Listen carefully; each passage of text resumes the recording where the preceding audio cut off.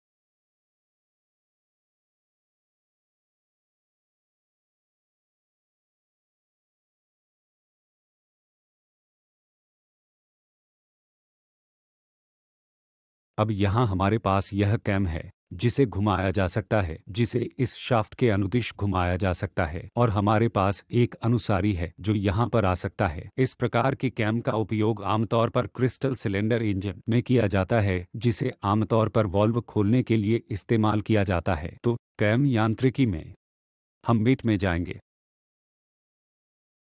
फिर यांत्रिक मीट में यह कैम अनुसारी दो चीजें मांगता है, यानी कैम पथ जो यह सतह होनी चाहिए, और अनुसारी इस अनुसारी के लिए जो बिंदु इस पर पड़ा होना चाहिए।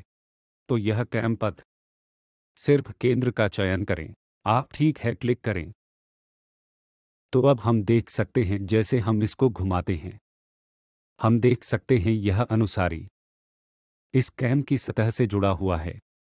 तो यहाँ इस कैम मेट की मदद करता है।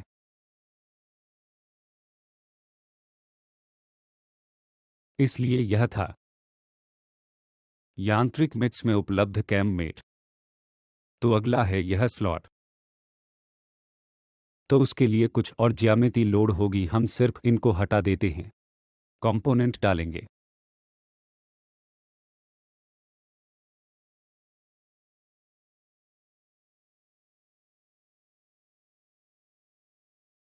यहाँ मेरे पास यह कंपोनेंट है, एक स्माइली फेस की तरह, और बस इसकी एक प्रतिलिपि बनाएंगे। तो इस भाग के अंदर एक स्लॉट है, तो स्लॉट से हम स्लॉट, दो स्लॉट या एक स्लॉट और एक पिन एक दूसरे से संरेखित कर पाते हैं। बस इसको देखो, यह मेट पर जाएगा, इस यांत्रिक मेट पर, फिर यह स्लॉट चुनेगा।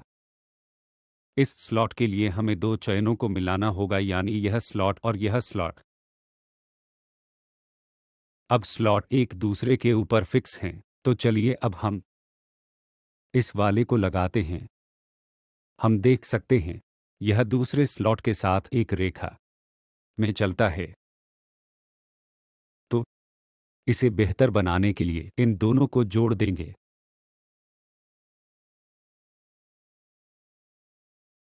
हम देख सकते हैं इन दोनों के स्लॉट एक दूसरे से संरेखित हैं और वे दूसरी सतह पर लुढ़क जाते हैं। हम इस अक्ष में पिन भी लगा सकते हैं। फिर से मेट पर जाएं, स्लॉट चुनें। हम दो आइटम का चयन करेंगे। मान लें यह सतह और यह पिन। अब हम देख सकते हैं यह पिन इसमें लगा हुआ है और यह पिन स्लॉट के ऊपर भी चल सकता है। यह स्लॉट यांत्रिकी थी।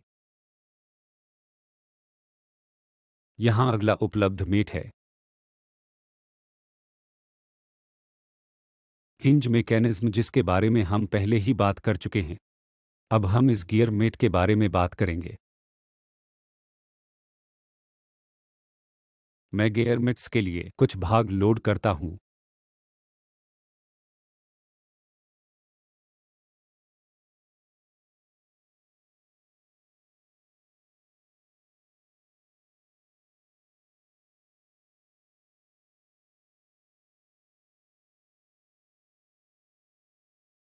यहां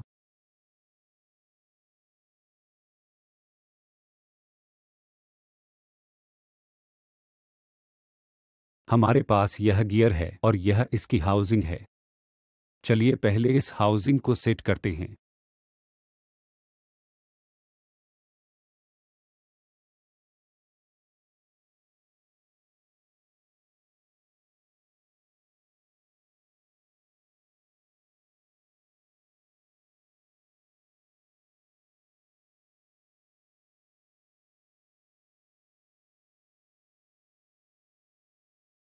तो मैं थोड़ा जल्दी से करता हूं। जब यह असेंबली हो रही है, कृपया अनुसरण करें।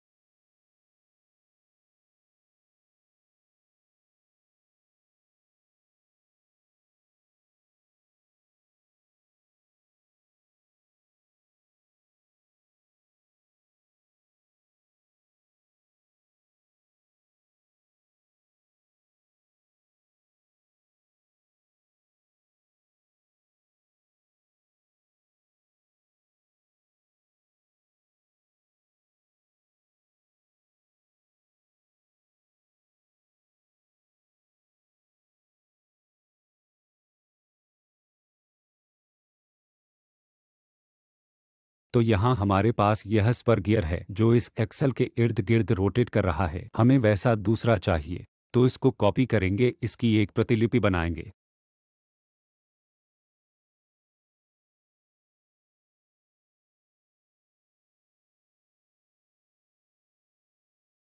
और एक बार फिर वही प्रक्रिया।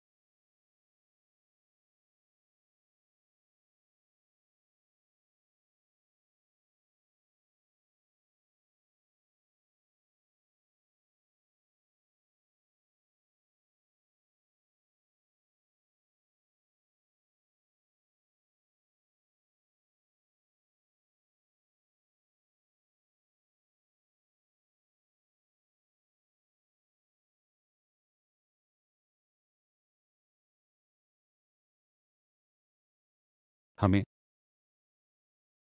गियर सेटअप करना होगा। हम इसे बस तैरता हुआ बना देंगे। हम यहाँ आ सकते हैं। तो हम क्या करना चाहते हैं?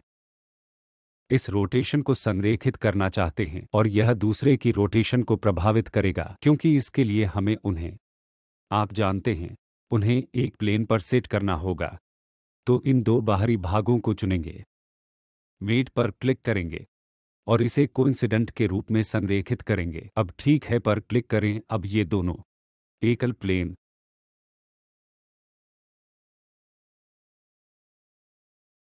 में हैं ताकि यह एक कांस्टेंट दूरी बन जाए। हम चाहते हैं यह एक कांस्टेंट दूरी पर लग जाए। तो इसके लिए हम अक्ष पर जाएंगे, इसलिए इन दोनों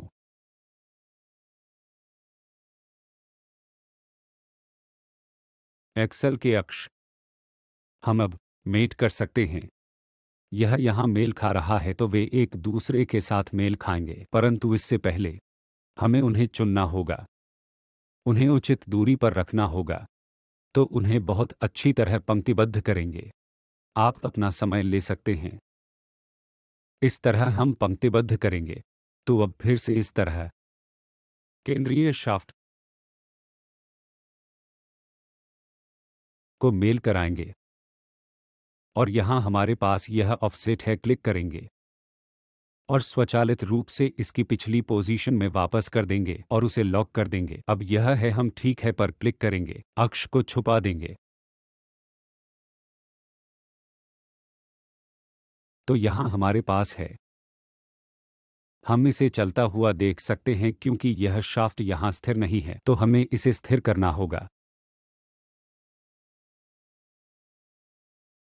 बस इसे अच्छे से रखें और शाफ्ट स्थिर हो जाएगा। हम इसे चलता हुआ देख सकते हैं और इस वाले को भी, लेकिन अभी तक कोई संबंध नहीं है। तो यह संबंध यांत्रिक मेट में उपलब्ध है, इस गियर मेट द्वारा प्रदर्शित किया जाता है। हम मेट पर जाएंगे, यांत्रिक मेट चयन को हटाएं तथा गियर मेट में हम चुनेंगे दो त्रिज्या।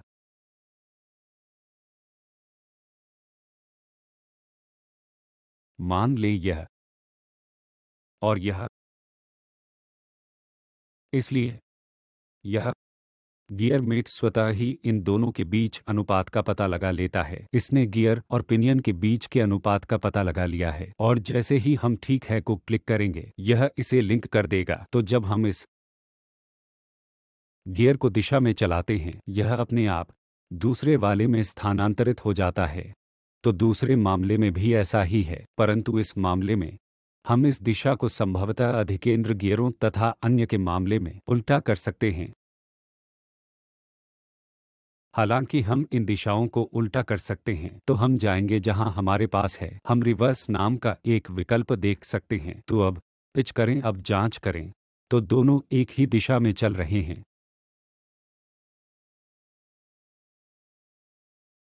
तो यह गियर मेट है।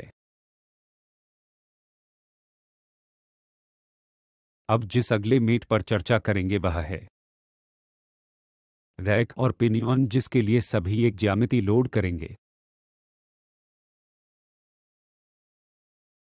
कंपोनेंट डालेंगे। मैं बस रैक और पिनियन लोड करूंगा।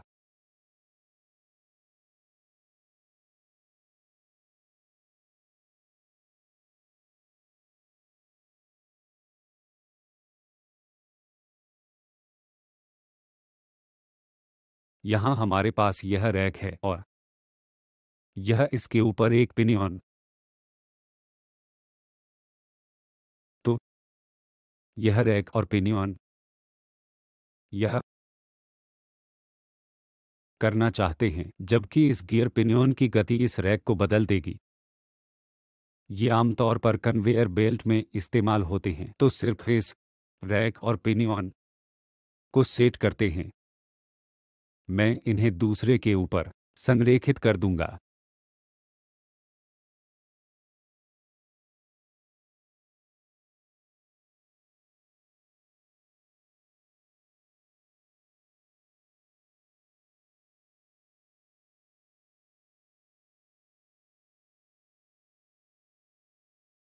इस रैक और पिनियन के लिए मैं यांत्रिक मेट पर जाऊंगा। अब रैक और पिनियन चुनूंगा। तो पहले यह रैक के सिरे तक रैक की लेंथ चुनने के लिए कहता है, इस रैक का आखिरी सिरा चुनें। और पिनियन के लिए, इसके लिए पिच का व्यास चुनना सर्वश्रेष्ठ है, लेकिन हम अभी मेट को देख नहीं सकते। उसे देखने के लिए हम एक चीज करेंगे, हम बस पुर्जे के विवरण पर जाएंगे। हम टूथ कट का चयन करेंगे। यह टूथ कट इसे दिखाएगा। अब हम इसके टूथ कट देख सकते हैं। पिनियन इसे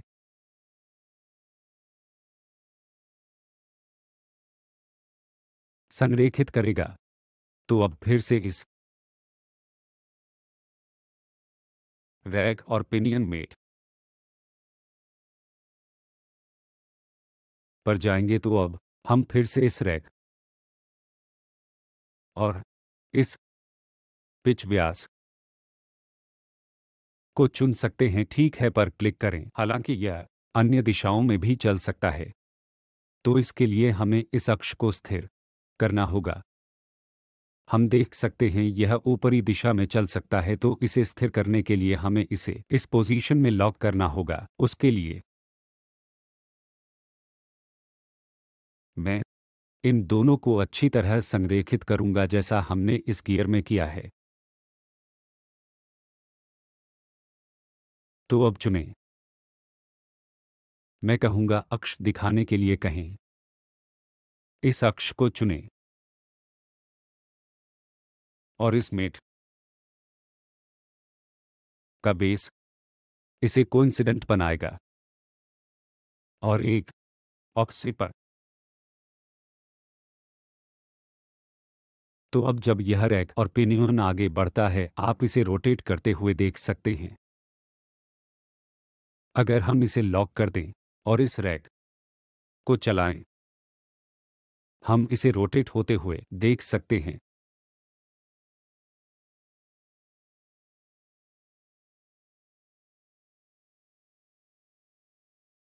तो अब अगर हम इस पिनियन को चलाएं,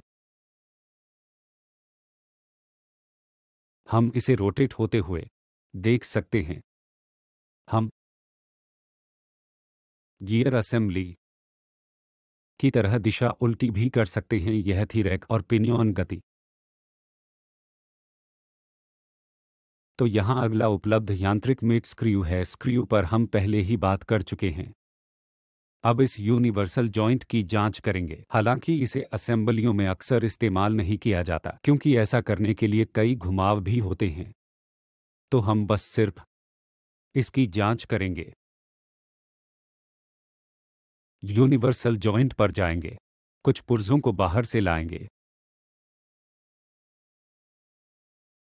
इस सेटअप के लिए सिर्फ उन्हें असेंबल करेंगे।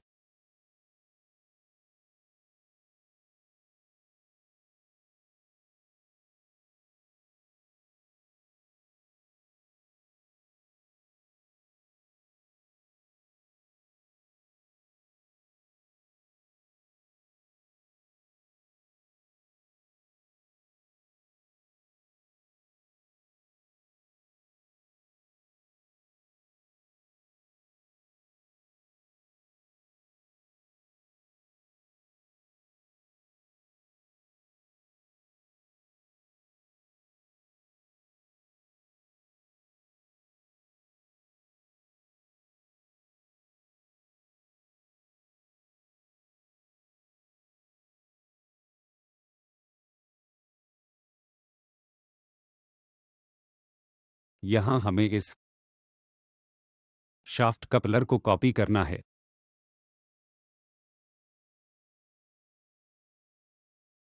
इन्हें आमतौर पर यूनिवर्सल जॉइंट कहा जाता है। तो हमें क्या चाहिए? हमें इन्हें इस विशेष शाफ्ट में स्थानांतरित करने के लिए इसकी गति को संरेखित करना है। उसके लिए सबसे पहले इसे अच्छी तरह संरेखित करेंगे। अब मेट पर जाएंगे, फिर यांत्रिक मेट पर और यूनिवर्सल जॉइंट पर दो बॉडी चुनेंगे, यह और यह।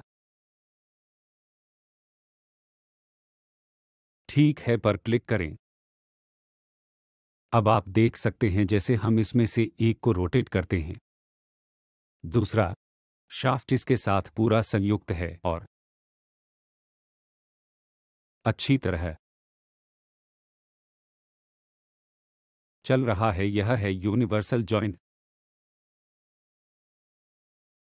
तो अब हमने यांत्रिक मिट्स में उपलब्ध सभी मिट्स को पूरा कर लिया है। हमने पिछले लेक्चरों में इन उन्नत और मानक मिट्स पर भी बात कर ली है। तो चलिए बस इन यांत्रिक मिट्स को दोहराते हैं। एक साधारण असेंबली के इर्द गिर्द काम करेंगे, जिनमें से हर एक इन लोकप्रिय मिट्स में से एक होगी। तो एक उदाहरण सवाल को देखेंगे।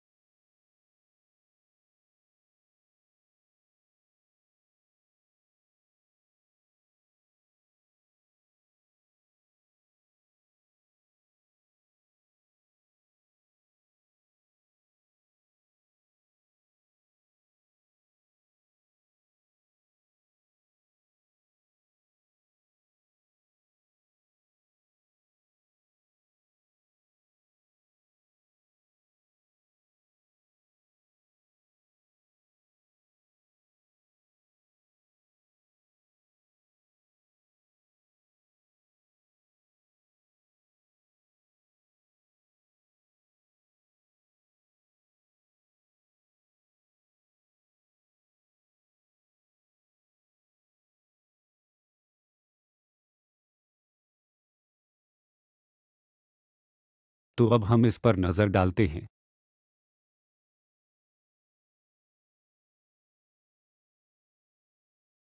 अब एक उदाहरण सवाल में हम हाल ही में सीखे गए इन उपलब्ध यांत्रिक मिट्स देखेंगे। तो मैंने कुछ हिस्से लोड किए हैं, जिनमें वे यांत्रिक मिट्स होंगे जो हमने हाल ही में सीखे हैं। तो एक प्रदर्शन के तौर पर हम इसे असेंबल करने की कोशिश करते हैं। तो यहाँ हमारे पास एक चेसिस है जो सभी रैक पर लगी हुई है। यह रैक है। एक पिनियन है, एक बेवेल गियर, शाफ्ट कैम और शाफ्ट है। तो इसे जल्दी से पूरा खत्म करेंगे।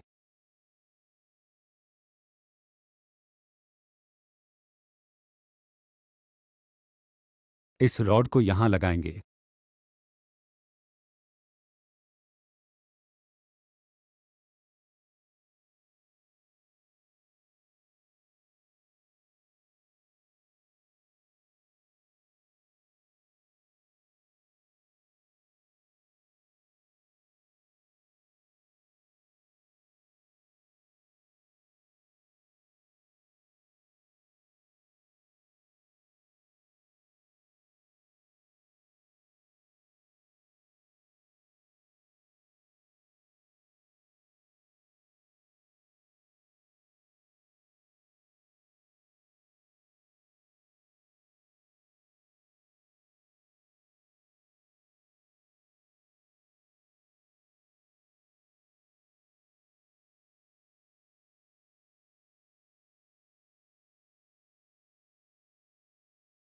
इस बेवेल गियर को सेट अप करेंगे। अब इसके लिए संगत भाग।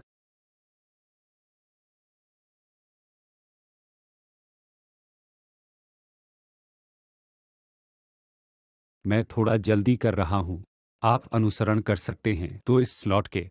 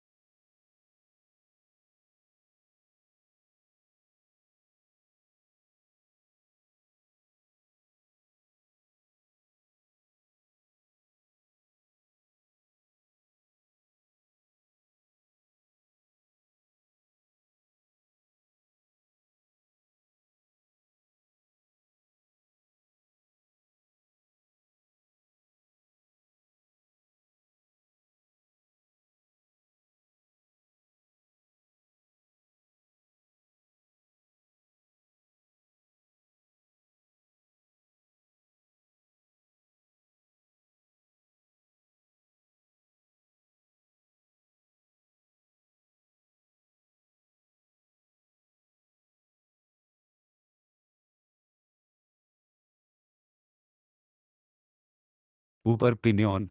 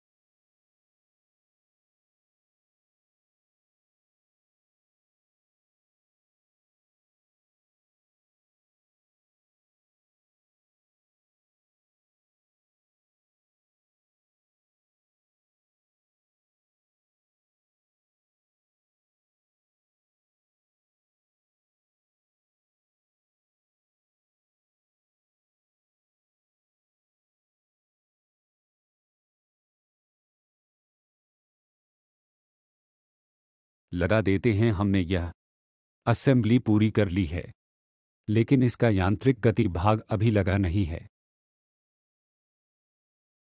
आप देख सकते हैं हर भाग अच्छी तरह चल रहा है, लेकिन वे एक दूसरे से जुड़े हुए नहीं हैं।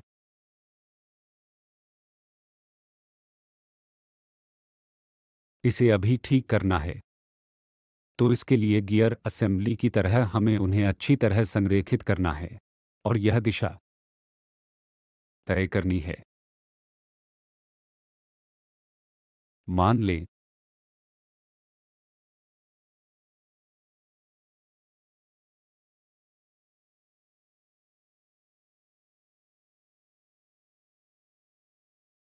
यह इस पोजीशन को लॉक करने के लिए मैं इस फेस को चुनता हूं। मैं यह फेस चुनता हूं जैसा हमने गियर असेंबली में किया था और एक ऑफसेट बनाएंगे। ठीक है को क्लिक करें, स्लॉट इस पर लगाएं। इसी प्रकार हमें इसमें रैक में भी आवश्यकता होती है। चलिए रैक की पोजीशन तय करते हैं और इस हाइट के लिए मैं यह सिरा चुनता हूं और मान लें यह विशेष सिरा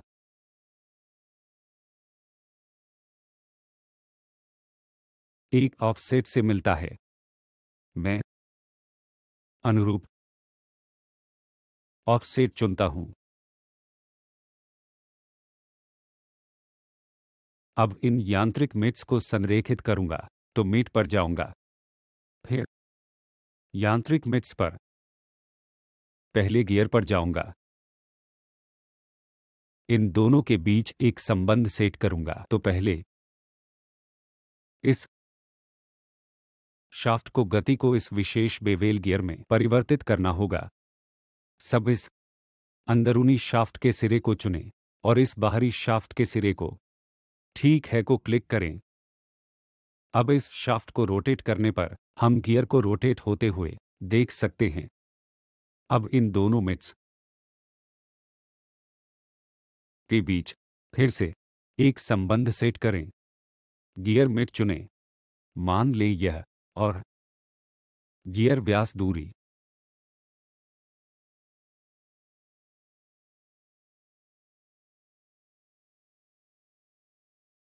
बस इस सिरे को चुनें।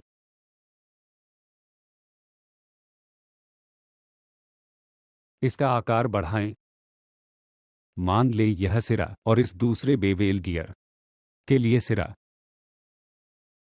अब यह अपने आप इन दोनों अनुपात में हो जाएगा और इसके साथ संरेखित है। अब हम देख सकते हैं जबकि यह निचला बेवेल गाइड रोटेट कर रहा है, यह दूसरे वाले के साथ संरेखित है। तो अब इसी तरह इसे इस शाफ्ट के साथ इस गियर से संरेखित करना है जिसके अंदर वह मेट है। फिर से इस गियर पर जाएंगे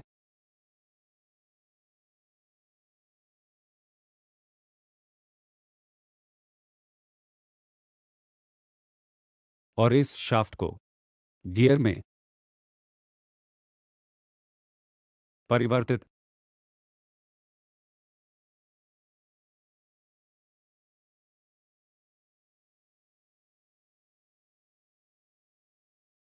करना चाहिए। यह इस शाफ्ट को चुनें और इस दूसरे वाले के सिरे को जांचें, कह सकते हैं यह रोटेट कर रहा है और यह भी शाफ्ट के साथ साथ इसके साथ रोटेट कर रहा है। तो अब फिर से हमें इस पावर को ऊपरी गियर में हस्तांतरित करना है। अब इसी तरीके से जाकर इस गियर मेट के लिए यह विशेष सिरा चुनें, इस सिरे, और मान लें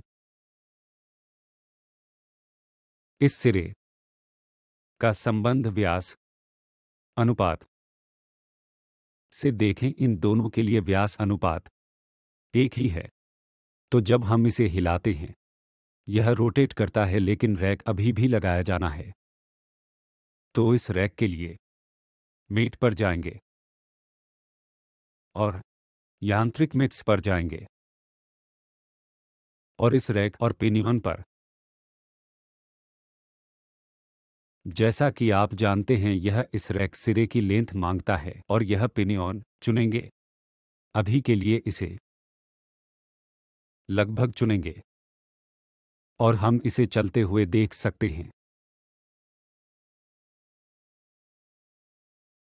तो हम देख सकते हैं जब यह शाफ्ट रोटेट कर रहा है इसके सारे भाग चल रहे हैं, लेकिन अभी कैम को लगाया जाना बाकी है। तो जल्दी से इस कैम मेट पर जाएंगे इस कैम पथ और कैम अनुसारी को चुनेंगे। इस कैम अनुसारी के लिए हमें इसका शिखर बिंदु चुनना होगा। तो इसे चुनेंगे और ठीक है को क्लिक करेंगे। अब यह भी रोटेशन में है, हालांकि अभी यह इस गियर से जुड़ा नहीं है, तो हमें फिर से एक गियर मेट चाहिए।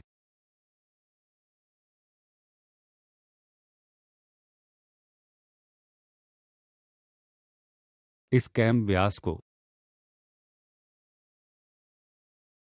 इस शाफ्ट के लिए चुनें। अब यह दूसरे गियरों के साथ अच्छी तरह जुड़ गया है।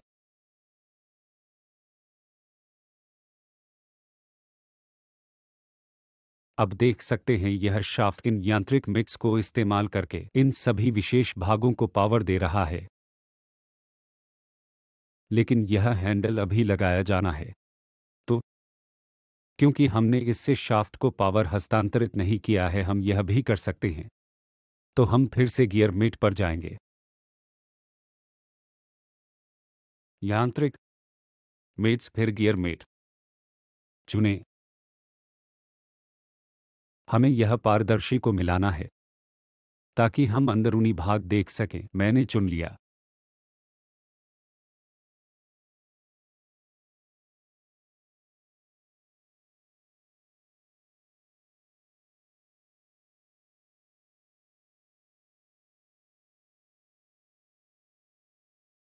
ठीक है को क्लिक करें। अब यह गियर के साथ संरेखित है। रैक को हम देख सकते हैं। जैसे हम इस हैंडल को रोटेट करते हैं, हम इस ठोस कार्यों में उपलब्ध प्रदर्शित यांत्रिक मेट का उपयोग करके सभी भागों को चलते हुए देख सकते हैं। तो हमारे पास इसी तरह का है। हमने अच्छी तरह से इन यांत्रिक मेट्स को प्रदर्शित किया है। तो इस पाठ के साथ इस सत्र को समाप्त करते हैं। और